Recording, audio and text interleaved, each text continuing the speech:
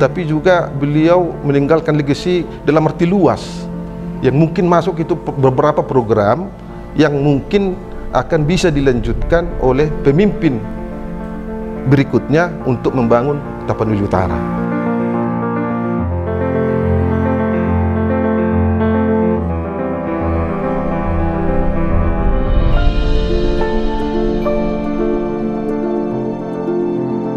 Pak Bupati ini meniru pola pembangunan Yesus. Yesus itu datang di pinggiran dari kota Bethlehem di kandang domba, kemudian menjadikan kandang domba yang akhirnya yang awalnya di pinggir ini menjadi pusat. Dan itulah yang ditiru oleh Pak Nixon. Dimulai dari periode pertama sampai sekarang, yang menjadi pusat perhatiannya adalah daerah-daerah pinggiran Tapanuli Utara. Memerdekakan daerah-daerah yang belum masuk listrik, itu dilakukan Pak Bupati. Memerdekakan daerah-daerah yang belum memiliki akses jalan.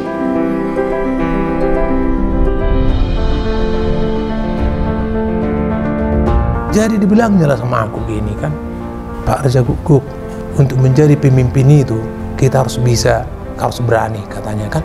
Kalau misalnya 800 juta sampai akhir tahun nanti 800 juta lah kita TGR dari BPK katanya kan, 400 juta nanti TT-an lah kalian para kepala dinas itu katanya kan, 400 juta lagi katanya kan, akulah menanggung sama abang-abangku.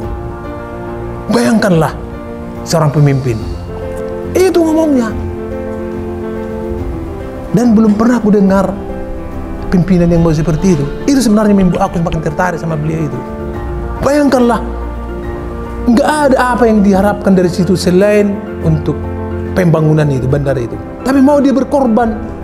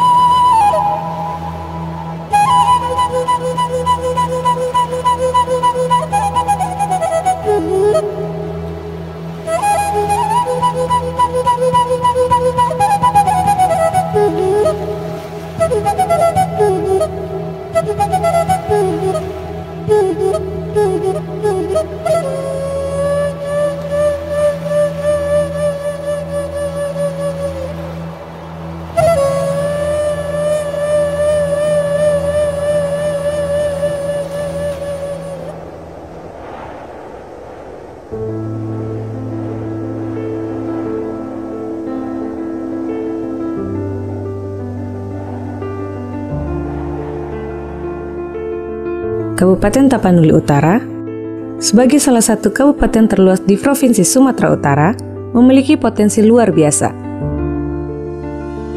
Dengan luas sekitar 3.793 km persegi, atau sekitar 5,2% dari total luas provinsi, serta 6,6 km persegi luas perairan Danau Toba, kabupaten ini didukung oleh sektor-sektor unggulan seperti pertanian, sumber daya alam, dan pariwisata.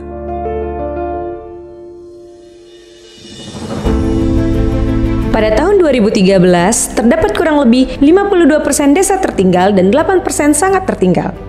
Demikian juga halnya dengan infrastruktur, masih banyak desa yang belum terhubung satu sama lain, desa dengan ibu kota kecamatan, dan sebagian besar jalan dengan kondisi rusak. Dengan filosofi membangun dari pinggiran, Bapak Bupati Tapanuli Utara, Dr. Andus Nixon Nababan MSI, membuat terobosan pembangunan infrastruktur jalan untuk membuka interkoneksi antar dusun, desa, dan kecamatan dengan pembukaan dan pelebaran jalan sepanjang 873 km.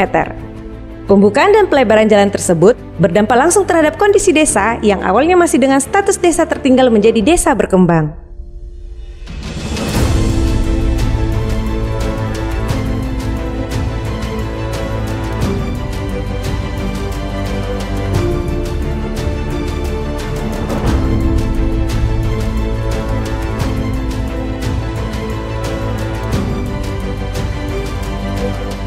Tidak ada perubahan yang signifikan, hanya ketika periode pertama itu kan di situ menjadikan Tapuk menjadi tujuan wisata. Jadi periode kedua menjadi daerah wisata. Hanya di situ aja itu. Nah, tapi di lumbung pangan sama lumbung SDM tetap, gitu. Dan di misi itu tidak ada juga yang ini, hanya ada peningkatan UMKM. Nah, jadi dari sisi anggaran juga kita tidak ada perubahan, tetap juga di infrastruktur jalan jembatan, kemudian di pertanian, kemudian di kesehatan, pendidikan.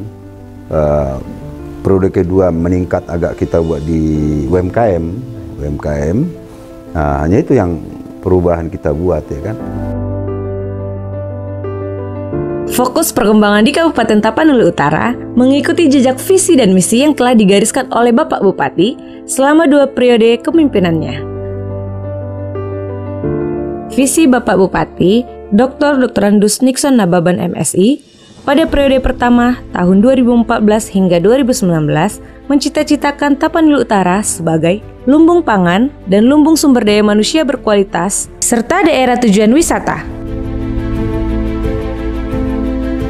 Untuk meraih visi tersebut, berbagai langkah strategis telah ditempuh dan dirinci ke dalam 8 misi yang menjadi pilar utama dalam perjalanan pembangunan daerah ini, yaitu meningkatkan akses pendidikan dan menyiapkan pendidikan yang berkualitas, menjadikan Tapanuli Utara sebagai industri pertanian, meningkatkan kuantitas dan kualitas jalan untuk memperluas pertumbuhan ekonomi, penguatan integritas wilayah, dan interkoneksi dalam kawasan pembangunan di sekitarnya.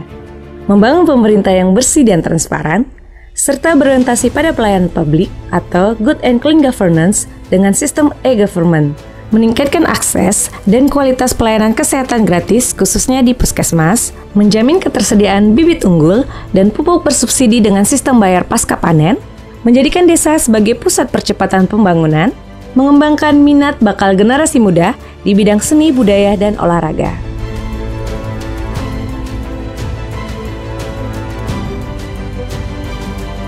Bapak Bupati memulai kembali tonggak pembangunan Kabupaten Tapanuli Utara dalam periode kedua, tahun 2019 hingga 2024, dengan merinci program pencapaian pembangunan dalam visinya yang ambisius. Tapanuli Utara sebagai lumbung pangan dan lumbung sumber daya manusia berkualitas, serta menjadi daerah wisata.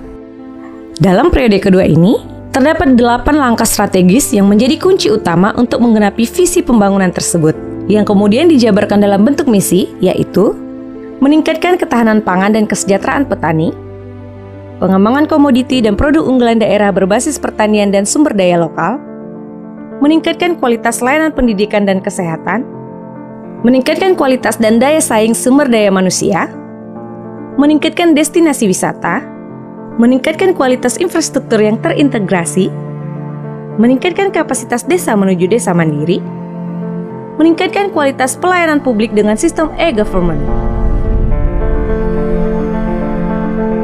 Jadi saya itu berpikir, kalau sebagus apapun potensi sebuah daerah, sebuah desa, sebuah kecamatan, tetapi kalau infrastruktur jalan jembatannya tidak memadai, maka itu tidak akan ada artinya itu kekayaan alam tersebut.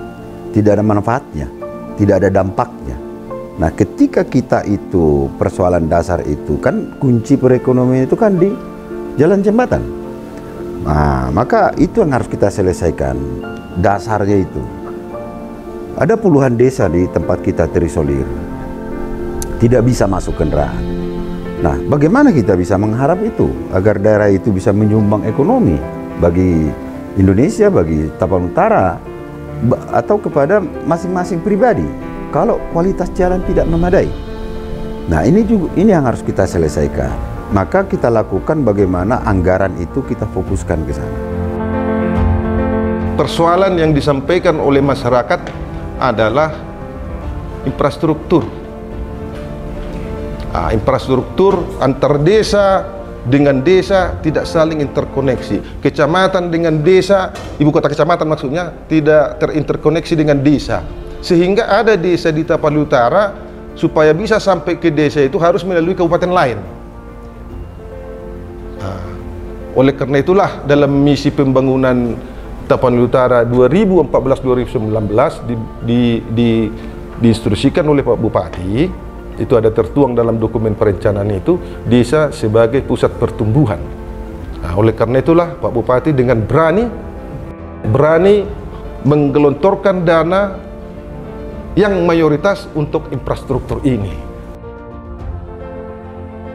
Saya kalau misal APBN kita dan APBD provinsi dan kabupaten fokus dulu menuntaskan jalan desa, jalan dusun, irigasi, saya yakin Indonesia ini cepat maju.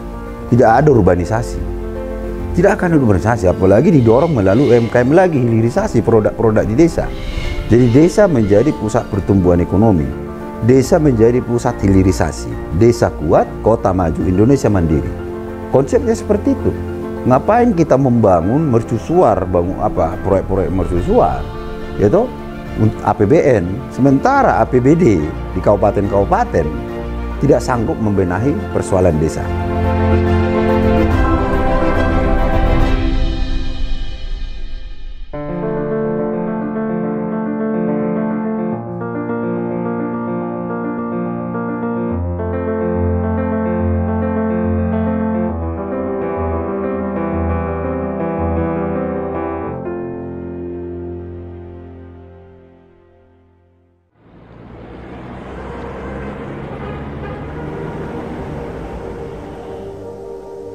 Ya, di sebelum 2019 saya sini, terus terang aja rumah sakit ini kita lihat itu rumah sakit tipe B tapi rasa tipe C, karena fasilitasnya itu yang kurang.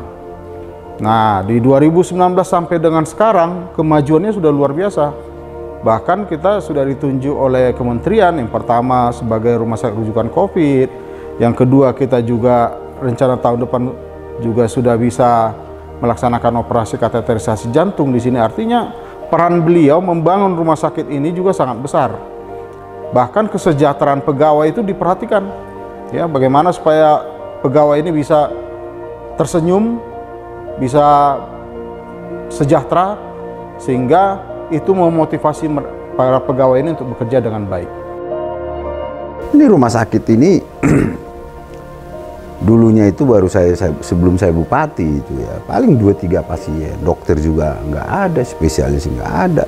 Saya bilang ya nggak mungkin lah orang percaya masuk rumah sakit ini kalau begini situasinya. Akhirnya semua yang honor-honor di situ saya kasih gaji semua. Dokter di situ saya tambahin insentifnya, spesialis saya naikkan lebih besar dari Medan, saya kasih insentif pada datang kan. Nah, akhirnya kepercayaan masyarakat kan naik. Saya dorong lagi BPJS. BPJS saya dorong, takutnya BPJS saya dorong, saya tambahi tiap tahun BPJS, dia tetap akan ke daerah lain karena lebih percaya. Nah, ini harus kita cut off. Caranya apa? SDM kita lengkapi, sarana prasarana kita lengkapi, gitu. Dan pada titiknya adalah kita tidak subsidi lagi, malah menyumbang PAD. Begitu juga perusahaan daerah kita yang lain, begitu. Atas inisiatif dari Bapak Bupati, pada tahun 2016, Rumah Sakit Umum Daerah Tarutung telah menjadi Badan Layanan Umum Daerah dan ditetapkan berdasarkan Peraturan Bupati Nomor 71 Tahun 2016, sehingga rumah sakit ini dapat lebih meningkatkan pelayanannya ke masyarakat dan menjadi mandiri serta penyumbang PAD. Selain itu, Puskesmas juga melayani pasien 24 jam. Jadi saya punya pengalaman 2014 itu pada saat di Dinas Kesehatan, bagaimana supaya masyarakat itu terlayani dengan baik selama 24 jam. Jadi beliau menyarankan ke kita, ya kalian harus maksimal bekerja, maksimal, dan bagaimana supaya masyarakat itu setiap saat terlayani, ya buka puskesmas 24 jam. Nah, selanjutnya kita kembangkanlah itu, sehingga puskesmas yang selama ini ya siang jam 12 sudah tutup, nggak ada dokter, dan sekarang 24 jam masyarakat sudah bisa mengakses ke puskesmas. Nah, selain itu bagaimana lagi kita kembangkan Dinas Kesehatan ini supaya dapat melayani dengan masyarakat yang baik? Ya, kita buat program PSC 119 kemarin. Itu di mana penyediaan ambulan yang berasal dari DAK, ya, DAK sebanyak 21 unit itu dibeli semua, dibeli. Bagaimana supaya setiap puskesmas itu bisa melayani masyarakat, mengantar pasien dari desa sampai ke puskes, dan puskes sampai ke rumah sakit.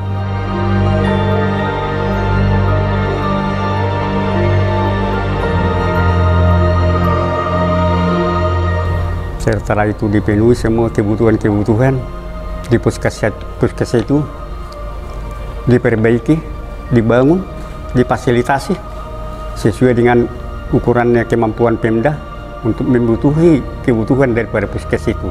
Tidak mungkinlah di puskes Pangaribuan seperti di Tartung ini. Tapi apa adanya pun sementara di kecamatan itu menampung yang menggunakan pokoknya pasien-pasien yang membutuhkan, itu sangat terbantu. 24 jam penuh. Yang artinya begini, 24 jam penuh ini komponen yang bertugas di sana bergilir ini. Terpenuhilah 24 jam siang malam.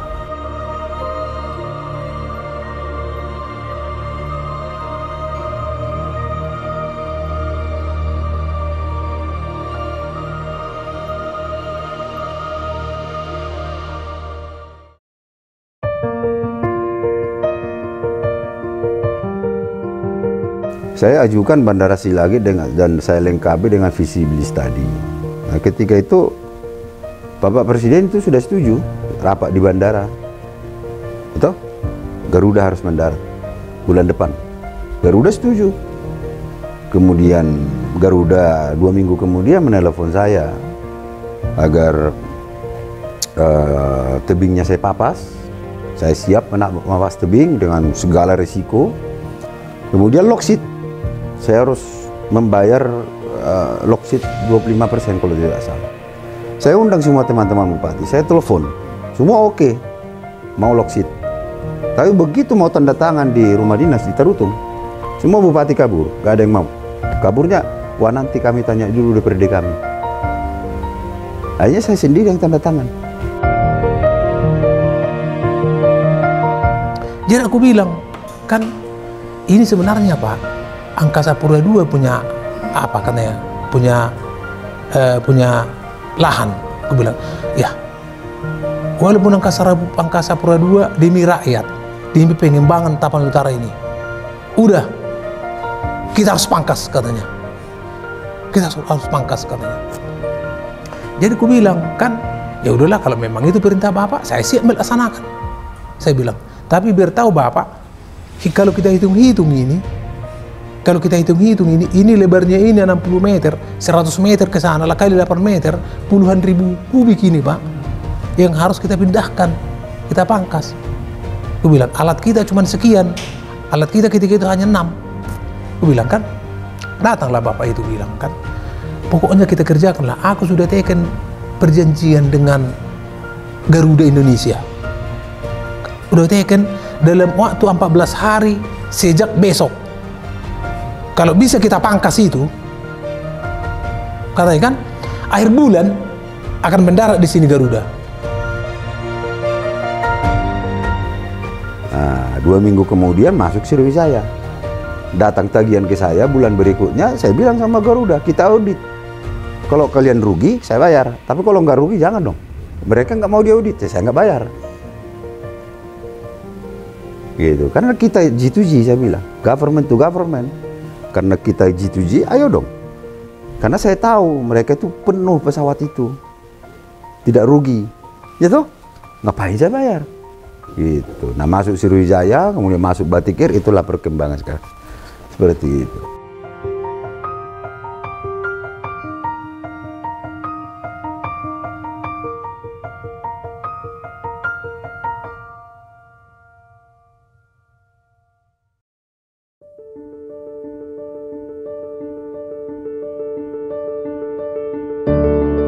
Untuk mewujudkan visi dan misi Bapak Bupati Tapanuli Utara sebagai lumbung pangan, pada tahun 2015 sampai sekarang, Bapak Bupati melakukan terobosan dan inovasi berupa Program Pengolahan Lahan Gratis Masyarakat atau PANG-5.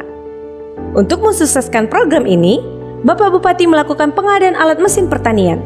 Alat dan mesin pertanian ini digunakan dengan tujuan untuk membuka lahan tidur masyarakat sehingga dapat meningkatkan produksi dan kesejahteraan petani. Indonesia ini mayoritas petani. Dan kita negara agraris. Tetapi dari mungkin ini hanya 5% petani kita yang betul-betul bertani yang memiliki lahan. Selebihnya dia hanya pekerja atau buruh tani, atau dia bertani di hutan. Gitu? Nah, seharusnya negara hadir memberikan lahan kepada petani.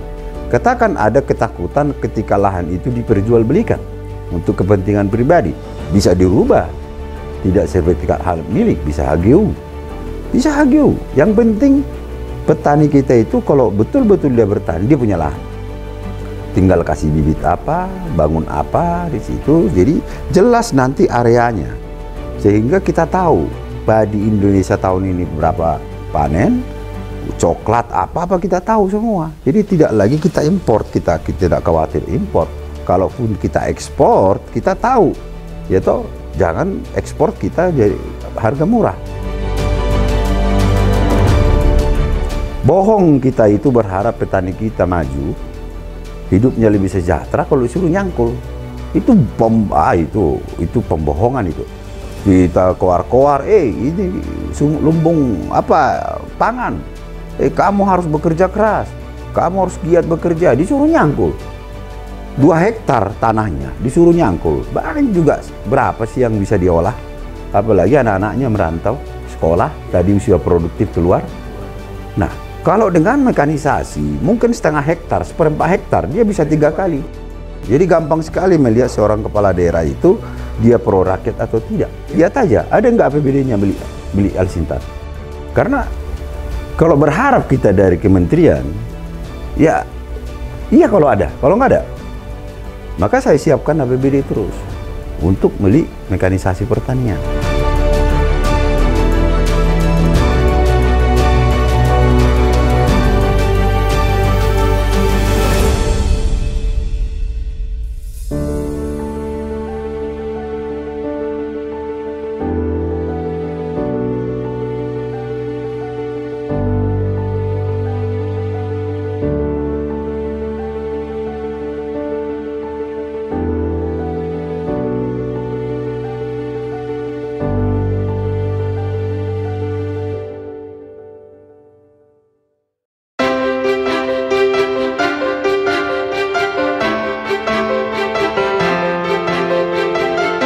Dalam 2 periode kepemimpinan Bapak Bupati, Dinas Pendidikan dan Kebudayaan memegang peran sentral dalam menggalang pembangunan pendidikan dan melestarikan kebudayaan di Kabupaten Tapanuli Utara. Capaian kinerja dinas ini menjadi cermin komitmen pemerintah daerah untuk meningkatkan mutu pendidikan dan merawat kearifan lokal. Pendidikan merupakan salah satu pilar penting untuk meningkatkan kualitas manusia. Dalam 2 periode tahun 2014 hingga tahun 2024, Kabupaten Tapanuli Utara mengalokasikan dana tertinggi pada Dinas Pendidikan dan Kebudayaan. Kendala yang kita hadapi, guru tidak ada di sekolah-sekolah yang sangat terpencil. Kalaupun ada, guru-guru honor. Oleh karena itu Pak Bupati menginstruksikan, menegaskan kepada kami para pembantunya, pindahkan siapa yang mau para pegawai untuk ditugaskan ke sekolah-sekolah terpencil dan sangat terpencil, termasuk petugas-petugas kesehatan, supaya mau. Kan tadi ada yang misalnya di satu desa terpencil ada di situ semacam pustu lah, katakan dulu pusat kesehatan, pustu apa namanya itu, poskesdes lah ya. Ada yang mau kan? Ada, nah, misalnya mau penempatan pertama, sudah itu pulang. Lalu Pak Bupati ngambil kebijakan itu, beri insentif 1 bulan gaji. Insentif boleh, bukan honor, insentif. Jadi sangat terpencil 1 bulan gaji. Kalau kita dapat gaji pegawai negeri katakan 3 juta, ya jadi 6 juta. Lalu bagaimana dengan orang-orang pintar yang kuliah di perguruan tinggi negeri, orang tuanya tidak mampu? Nah, kenapa nggak ikut swasta? Karena kemampuan anggaran. Lalu kita berikan beasiswa. Bantuan lah saya katakan. Kalau beasiswa kan full. Ini bantuanlah kepada para mahasiswa Tapanuli Utara yang kuliah di perguruan tinggi yang memang pintar, ada kualifikasi minimal IP3, kira-kira seperti itu, untuk membantu mereka supaya mereka tidak sampai DO gara-gara uang.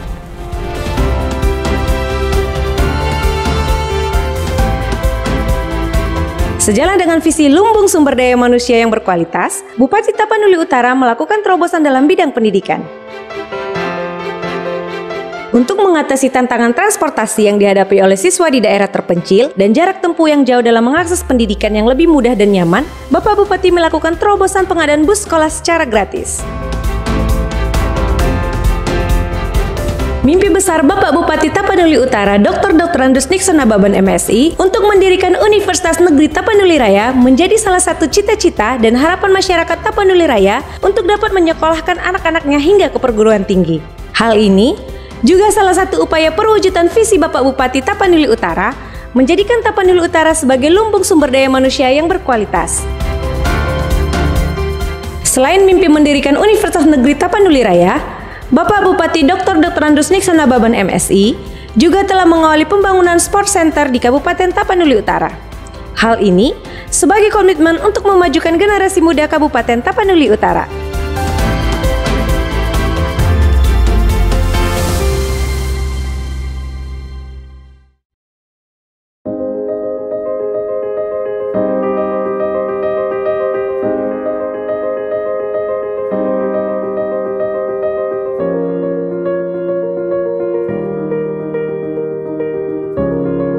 Bapak Bupati Dr. Andus Nixon Nababan MSI melalui visi misi Kabupaten Tapanuli Utara yang mengangkat tema Tapanuli Utara sebagai lumbung pangan dan lumbung sumber daya manusia yang berkualitas serta daerah tujuan wisata, menunjukkan komitmennya untuk menjadikan daerahnya sebagai pusat pertanian, pengembangan sumber daya manusia yang berkualitas, dan destinasi wisata unggulan.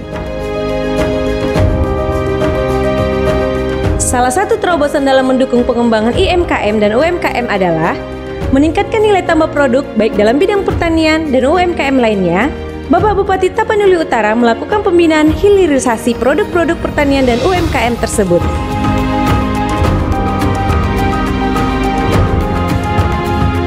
Ulos merupakan salah satu kearifan lokal yang digunakan dalam adat istiadat Batak.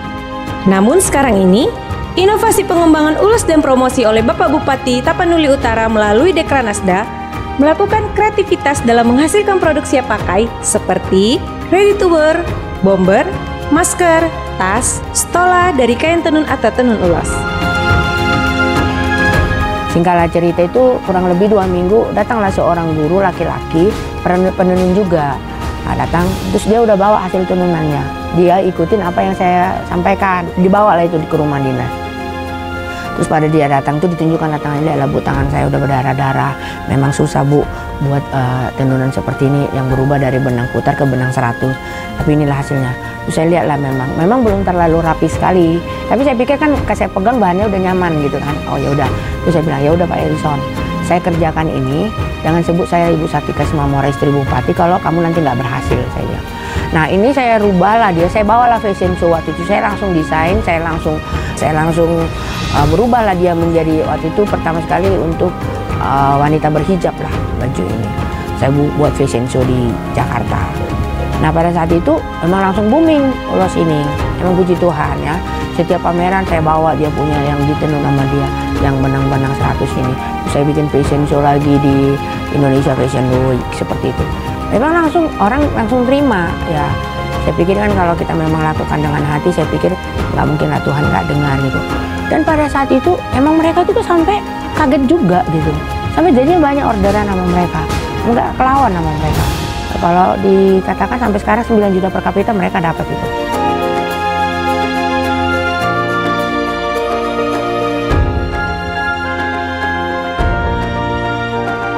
Salah satu inovasi yang mencolok adalah program pewarnaan alami pada benang tenun ulos. Sebuah upaya untuk memberdayakan para petenun lokal dan menjaga lingkungan sekitar.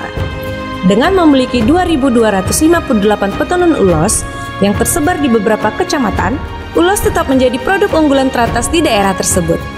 Namun, dampak penggunaan pewarnaan kimia pada proses tenun memberikan tantangan yang baru, baik terhadap kesehatan penenun maupun ekosistem lingkungan sekitar. Bapak Bupati bersama pemerintah Kabupaten Tapanuli Utara memandang perlu mencari solusi untuk mengatasi permasalahan ini. Melalui kebijakan ini, para petenun diarahkan untuk beralih dari pewarna kimia menjadi pewarna alami, terutama dari ekstrak daun saloan yang berwarna biru. Tanaman saloan melimpah di daerah muara, Kabupaten Tapanuli Utara yang dijadikan sebagai sumber pewarna alami untuk Ulos Sibolang. Keputusan ini tidak hanya bertujuan untuk menjaga kesehatan para petenun, tapi juga untuk melestarikan ekosistem lingkungan.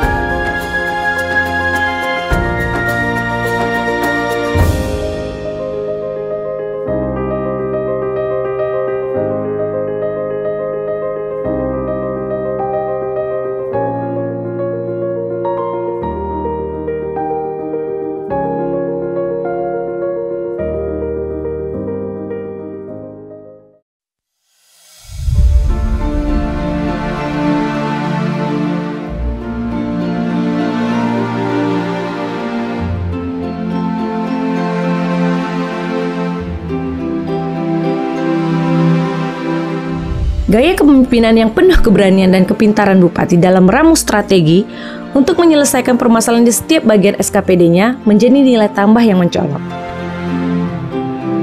Capaian indikator kinerja pemerintah Kabupaten Tapanuli Utara di bawah kepemimpinan Bapak Bupati Dr. Andrus Nixon Nababan MSI secara umum telah memenuhi target yang telah direncanakan sebagaimana ditetapkan dalam dokumen perencanaan Rencana Pembangunan Jangka Menengah Daerah Kabupaten Tapanuli Utara. Ide, gagasan, dan inovasi Bupati Tapanuli Utara, Dr. Andrus Nixon Nababan MSI, membangun mulai dari desa atau hilirisasi, terlihat dari pertumbuhan ekonomi Tapanuli Utara pada saat COVID yang melanda ekonomi dunia dapat bertahan pada angka positif 1,5%. Sementara kalau kita bandingkan nasional pertumbuhan ekonominya minus 2,07%. Provinsi Sumatera Utara pertumbuhan ekonominya minus 1,07%. Ada kekuatan besar di masyarakat Tapanuli Utara, terlihat pada PDRB per kapitanya yang cenderung meningkat dari tahun ke tahun, yang pada umumnya didominasi dari sektor pertanian masyarakat.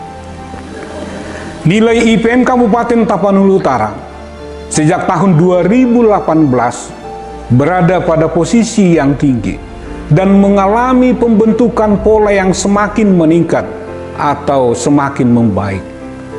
Apabila dibandingkan dengan Provinsi Sumatera Utara dan nasional, nilai IPM Tapanuli Utara masih lebih tinggi. IPM Tapanuli Utara dipengaruhi komponen utama kesehatan, pendidikan, pendapatan, atau tingkat daya beli masyarakat yang semakin membaik. Secara umum tingkat kemiskinan di Tapanuli Utara menunjukkan tren yang semakin menurun. Hal ini didorong oleh kebijakan pemerintah membangun pada sektor pertanian, infrastruktur jalan dan jembatan, dan sektor UMKM IKM. Semakin rendah nilai tingkat ketimpangan atau Gini rasio menunjukkan bahwa jurang pemisah atau gap antara kelompok penduduk kaya dan miskin semakin berkurang.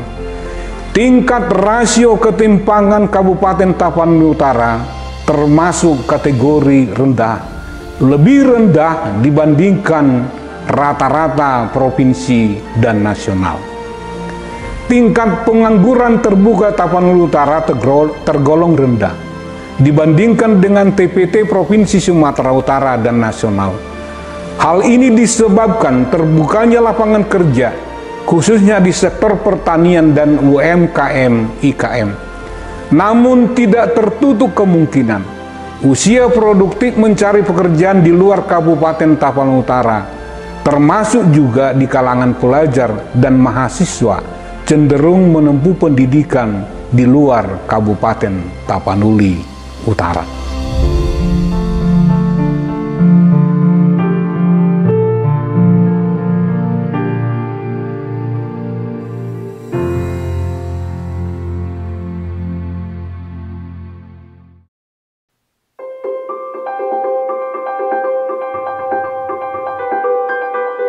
Beliau ini sangat akrab bagaikan seorang ayah dengan putrinya, atau seorang ibu dengan anaknya, putranya.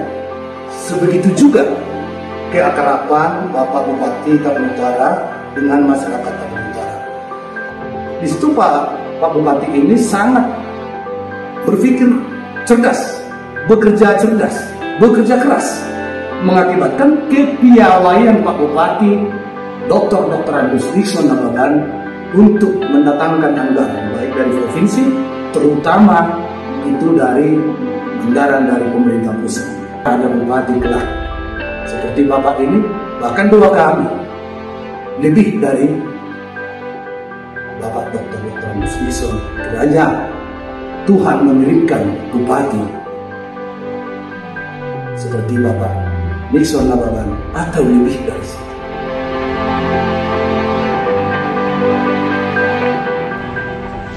Hubungan bupati dengan wakil bupati luar biasa, kita sangat harmonis. Saya selaku wakil tidak pernah diperlakukan sebagai anak buah,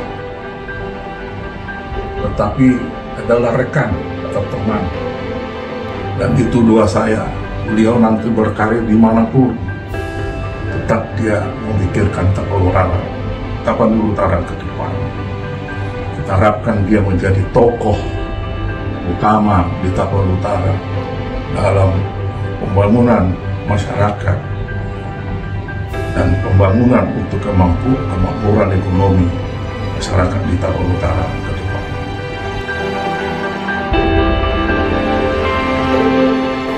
Mungkin semua orang katanya mengalami post power syndrome, mau mendekati masa akhir jabatan.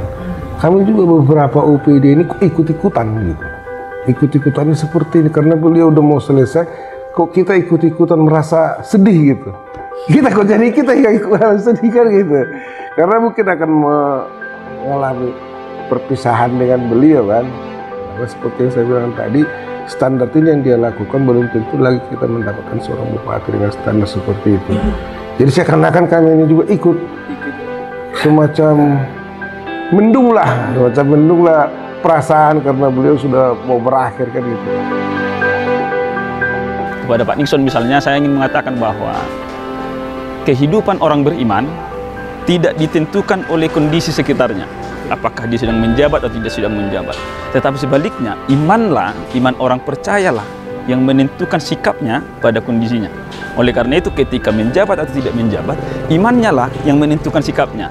Oleh karena itu, kondisi yang sedang akan terjadi tidak akan mempengaruhi sikap, tidak akan mempengaruhi komitmen, tidak mempengaruhi visi Pak Nixon, tapi sebaliknya ditopang oleh imannya yang kokoh itu, maka Pak Nixon akan bisa dengan tegar, dengan kokoh menghadapi perubahan pasca tidak lagi menjabat sebagai menjadi Bupati Kabupaten Tapanuli Utara. Meski sekali lagi visi dan nilai-nilai yang telah ditanamkannya di Tapanuli Utara dilanjutkan pada tingkat-tingkatan yang berikutnya. Kalau saya mendengar itu sedih saya sebetulnya. Sedih.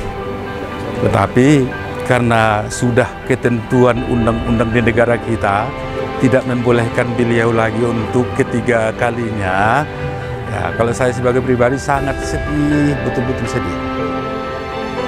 Takut nanti kalau pengganti beliau itu tidak sehebat atau tidak sungguh-sungguh Pak Bupati untuk membangun Tapan Utara. Harapan saya pada penggantinya, hal-hal yang baik yang sudah bagus pondasi dibentuk oleh Pak Bupati Nixon Nababan selama 2 periode ini, saya tetap berharap kepada pengganti beliau nanti, siapapun yang terpilih, untuk meneladani bahkan meneruskan rencana-rencana yang baik yang telah dirancang atau direncanakan oleh Pak Bupati Nixon Nababan. Semoga dia berhasil. Semoga apa dicita-citakan Pak Bupati, Pak Nixon, terwujud dengan mudah. Saya doakan semoga apa yang dicita-citakannya cepat tercapai. Dan juga kalau penggantinya Pak Bupati nanti yang sekarang yang terpilih nanti, saya mohon juga apa yang dikerjakan Pak Bupati selama ini diteruskanlah, supaya dilanjutkanlah dia, supaya dia daerah kita ini daerah yang lebih maju lagi. Dan juga soal beragam agama, moderasi keagamaan dan kerukunan agama itu diperkuat lagi dan lebih solid lagi.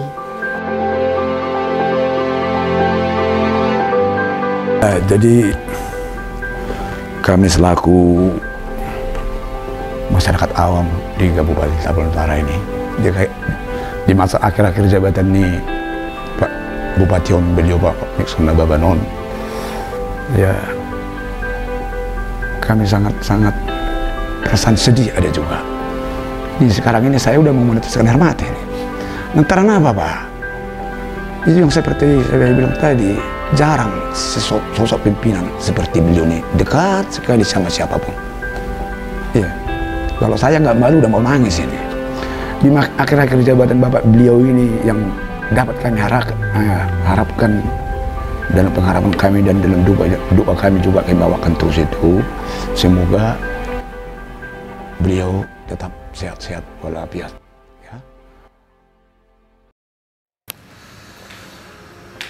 Kabupaten Tapanuli Utara adalah salah satu kabupaten yang paling progresif melakukan pengakuan terhadap masyarakat adat dan diikuti oleh pengakuan hutan adat oleh KLHK. Saat ini sudah ada lebih dari 50.000 hektar hutan adat dari sekitar 10 komunitas adat di Tapanuli Utara yang sudah mendapatkan haknya. Ini artinya kita menyelesaikan masalah dari hulu, di mana kebijakan mempengaruhi ribuan masyarakat di sekitar hutan. Ini adalah salah satu legasi dari pemerintahan yang saat ini yang dipimpin oleh Bapak Nixon Nababan, sehingga apresiasi ini saya kira wajar kita berikan kepada beliau dari Komnas HAM sebagai salah satu bupati yang paling progresif untuk melakukan pengakuan terhadap masyarakat adat di Indonesia. Terima kasih. Oke, baik, terima kasih. Kami dari Aliansi Masyarakat Adat Nusantara mengapresiasi kerja-kerja dari Tapanuli Utara, yang mana sejauh ini terhadap pengakuan dan perlindungan masyarakat adat sudah lebih bagus, dan sejauh ini dari kawasan Danau Toba hanya dari Pemkab Tapanuli Utara lah yang serius melakukan pengakuan dan perlindungan masyarakat adat. Ini juga menunjang dan peningkatan ekonomi di kawasan di wilayah adat di berbagai daerah yang berada di Kabupaten Tapanuli Utara. Dan ini kami apresiasi sebagai bentuk kami untuk terus pemkap-pemkap di kawasan Danau Toba agar ini diselesaikan persoalan-persoalan pengakuan wilayah adat di berbagai daerah. Kami juga mengapresiasi kepada Bapak atas dukungannya selama ini yang terus memperjuangkan hak masyarakat adat di Tapanuli Utara. Dan ini akan menjadi contoh bagi kabupaten-kabupaten lain di luar Kabupaten Tapanuli Utara untuk supaya terus ada pengakuan di berbagai daerah.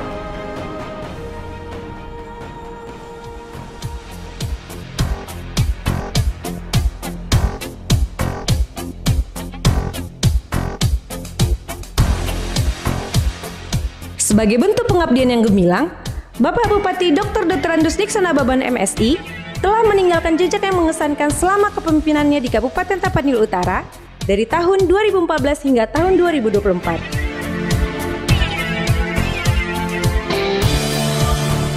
Dengan penuh dedikasi, beliau merumuskan sejumlah kebijakan revolusioner yang tidak hanya menciptakan perubahan nyata, tetapi juga memberikan dampak yang mendalam dan perubahan bagi seluruh masyarakat Tapanuli Utara, juga kepada kabupaten tetangga. Prestasi, keberanian, dan kebijakan yang diukir oleh Bapak Bupati Dr. Andes Nixon Nababan MSI tidak hanya sekedar suatu pencapaian, melainkan sebagai warisan berharga yang menjadi hadiah tak ternilai.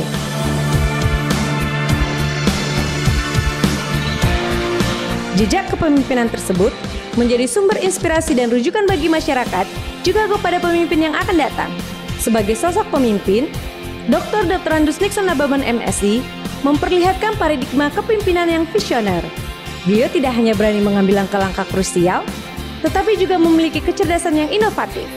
Jiwa inspiratif Bapak Bupati Dr. Andes Nixon Nababan MSI menjadi sumber motivasi bagi masyarakat di Kabupaten Tapanuli Utara.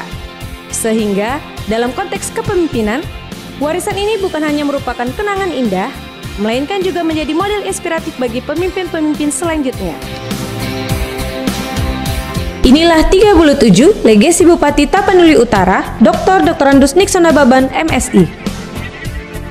Membangun dari pinggiran, peningkatan dana desa, pembangunan infrastruktur interkoneksi antar dusun, perencanaan pembangunan berbasis data desa presisi, jalan gotong royong dengan alat berat, desa merdeka dari kegelapan, rumah layak huni, pengembangan bandara Silangit, moto senyum salam sapa, pasar lelang komoditi pertanian, pupuk bayar pasca panen, alat dan mesin pertanian, akta notaris kelompok tani, pengolahan lahan gratis masyarakat, pengakuan hak atas tanah masyarakat hukum adat, penyediaan dokter spesialis dan alat kesehatan, layanan puskesmas 24 jam, program Bina Lansia, desa wisata Kampung Ulos, permodalan dan peralatan tenun ulos, bantuan pendidikan, bus sekolah daerah terpencil, insentif guru dan tenaga kesehatan daerah terpencil,